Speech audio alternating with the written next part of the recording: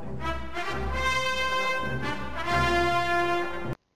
and welcome to JNW's podcast.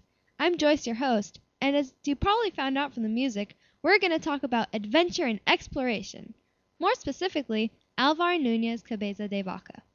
This not-so-famous explorer's name literally means head of cow. Most people nowadays would find that name to be either silly or dumb, but back then it was a great honor. Alvar got his name from his maternal ancestor, Martin el Hajjad. He helped the Spanish fight the Moors by marking an unguarded mountain path with a cow's head. In seeing this, King Sancho gave Martin and his family this great title of Cabeza de Vaca.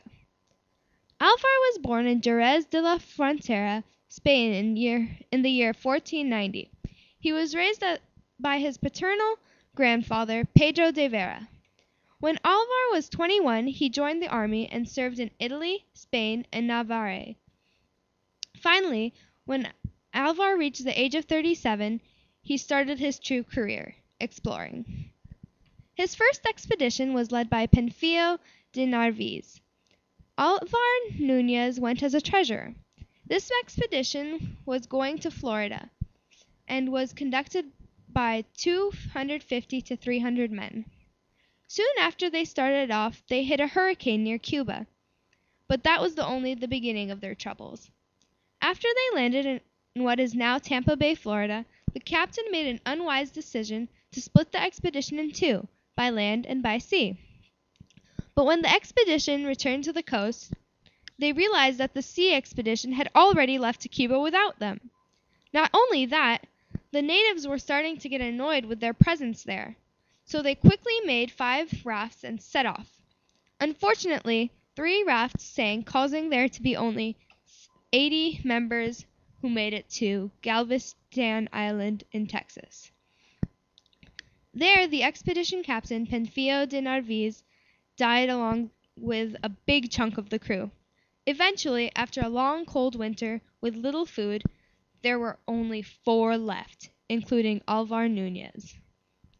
As the 4 were traveling down the Colorado River, they encountered several native groups which took them hostage, and then another group saved them, and so on, until they arrived at Mexico City. There, Nunez became territorial governor until he returned to Spain in the year 1537. In Spain, he wrote about his travels and the evil way the Spanish treated the natives. His writings inspired Hernando de Soto and Francisco Vázquez de Coronado. Later, in 1540, Alvar became governor of Paraguay and became the first European to see the Iguacu Falls. Sadly, in 1545, the settlers threw him out, and he was sent back to Spain for usurping the King of Spain. He was found guilty and died in 1557. Alvar Nunez will always be remembered as a man who helped find and claim Cuba, Florida, Texas, and Mexico. He was also the first European to see a bison in the Iguacu Falls. Finally, he can be thanked for inspiring great explorers to search the New World, or else we might not have ended up living here. Thanks for listening to JMW's podcast. See you next time.